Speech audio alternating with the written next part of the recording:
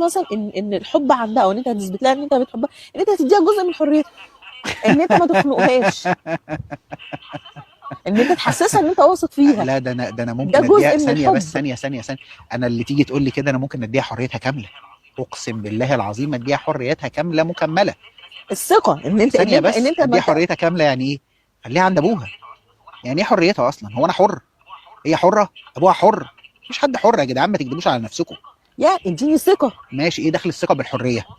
ان انت واثق فيا، في ان انت مش رقيب عليا في كل لا انا حاجه انا رقيب عليكي في بعملها. ثانيه. لا انا رقيب عليكي في كل حاجه. مين اللي قال ان انا مش رقيب عليكي؟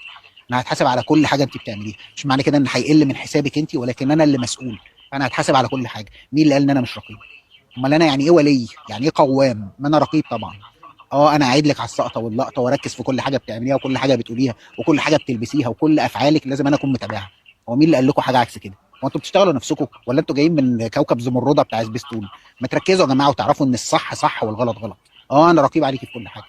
لا مين اللي قال لكم عكس كده؟ انت كده انا مش شغاله عندك. لا انت مش شغاله عندي، انت تحت طوعي. لا افهموا بقى انتوا الكلمه. مين اللي قال لك ان لا؟ لا، احنا الاثنين مع بعض، محدش فينا اعلى من التاني. لا يا فندم، هي مش حكايه اعلى واقل. في حاجات اسمها توزيع ادوار، ربنا هو اللي قايل لنا عليه. ربنا قايل لي ان انا قوام عليك